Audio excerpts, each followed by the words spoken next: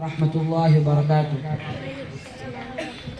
الحمد لله رب العالمين، والصلاة والسلام على شمس الهداية واليقين وعلى آله وأصحابه الصادقين.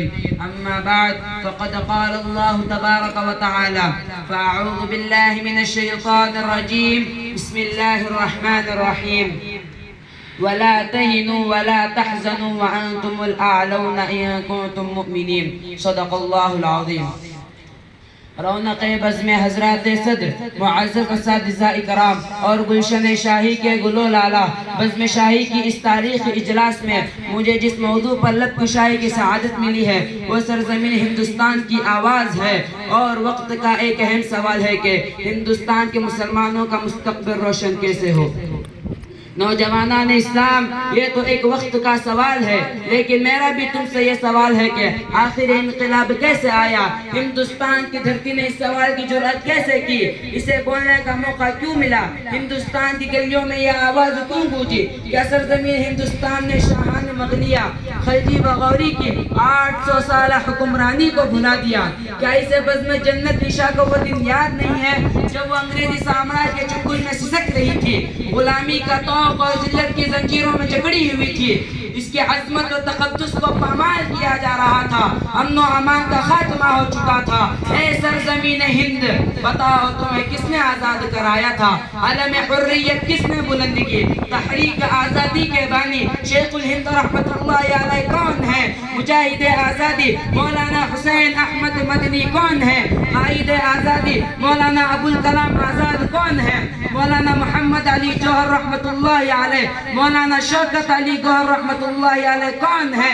مولانا حفظ الرحمن سیب عربی، عطا اللہ شاہ بخاری رحمت اللہ علیہ کون ہے؟ یہ سب کے سب کون ہیں؟ ہمارے ہی اسلاف و اکابر تو ہیں، ہمارے ہی آباء و اجداد تو ہیں جنہوں نے ہندوستان کی ماضی و حال اور مستقبل کو سنوارا ہے۔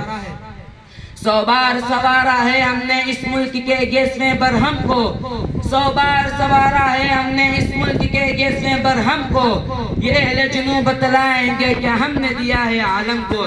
پھر بھی ہم سے سوال کیا جاتا ہے کہ ہندوستان میں تمہارا مستقبل روشن کیسے ہوگا؟ دور حاضر کے نوجوانوں، سرزمین ہند کی پکار سنو۔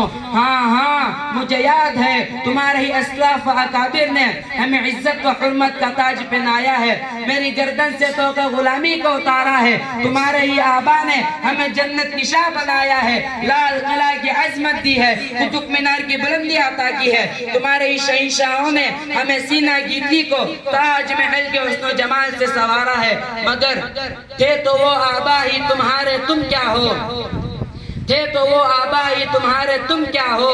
ہاتھ پہ ہاتھ دھرے منتظر فردا ہو، تم ٹیپو سلطان کی اولاد ہو، مگر تم میں جرت و بصالت نہیں ہے، تم شاہ اسماعیل شہید رحمت اللہ علیہ کے لاڈلے ہو، مگر تم میں جذبہ اطاعت اور نبی صلی اللہ علیہ وسلم سے عشق و محبت نہیں ہے، تم شیخ الہند کے فرزند ہو، مگر تم میں وہ خلوص ولی اللہیت کی فراوانی نہیں ہے، تم شیخ الاسلام کے سپوت ہو، مگر تم میں وہ جذبہ اطاعت اور نبی صلی اللہ علیہ وسلم سے عشق و محبت نہیں ہے، تم اقبال کے شیدائی ہو، مگر تم میں وہ فکر و پرواز نہیں ہے، تم ابوالکلام آزاد کے نونہار ہو، مگر تم میں عمارت کی قابلیت نہیں ہے، تم عطا اللہ شاہ بخاری کے جانشین ہو، مگر تمہاری زبانوں میں وہ طلاقت نہیں ہے، پھر تمہارا مستقبل روشن کیسے ہو سکتا ہے؟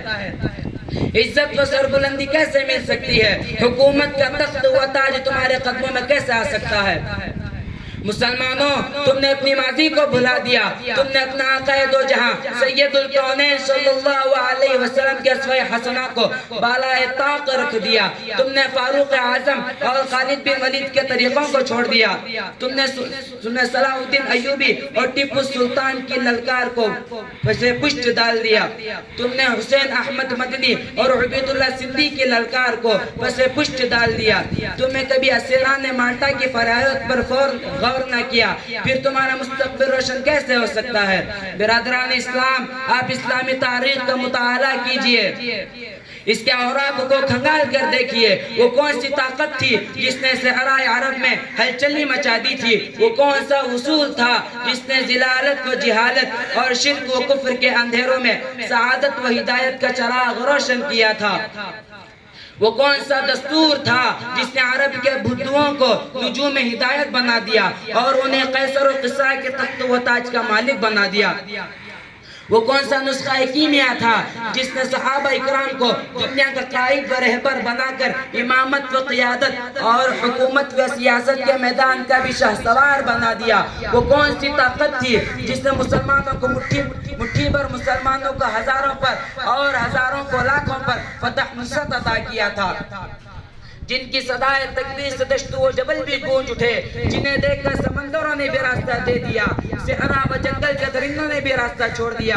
اقبال مرحوم نے کیا خوب کہا ہے، دشت تو دشت ہیں دریا بھی نہ چھوڑے ہم نے، دشت تو دشت ہیں دریا بھی نہ چھوڑے ہم نے، بحر ظلمات میں دوڑا دیے گھوڑے ہم نے۔ اے مسلمانوں، تم انقلابی امت ہو، تم نے ہر دور میں حالات کا رخ موڑا ہے، آج بھی ہندوستان کا مستقبل بدل سکتے ہو۔ اٹھو، قرآن پکڑو اور سنت نبوی کا دامن تھامو، اپنے اندر روح بلالی اور شان فاروقی کو پیدا کرو۔ تمہارا زوال عروج و اقتدار سے بدل جائے گا، تمہارا مستقبل تم سے اسی کا مطالبہ کر رہا ہے۔ آؤ خلوص وللہیت اور صبر و استقامت کے ساتھ زندگی کا نیا سفر شروع کرے، ایک عزم کے ساتھ چلے، آگے بڑھے۔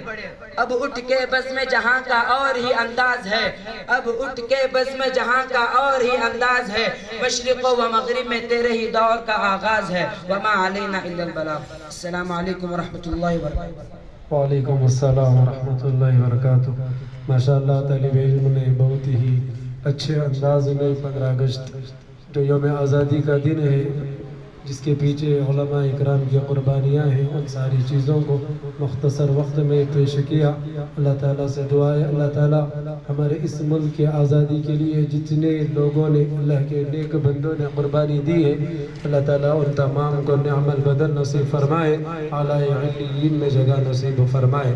اب اس کے بعد ترانہ یہ ہندوستان ہمارا ہے گنگنانے کے لیے شاہ مسیح اللہ ماں گروپ کو دعوت دیتا ہوں، وہ آئے، یہ ہندوستان ہمارا ہے، نظم گنگنائے۔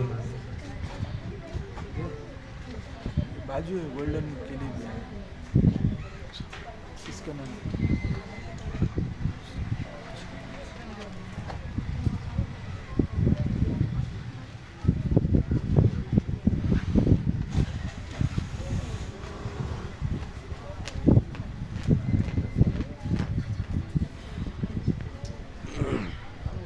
पीछे है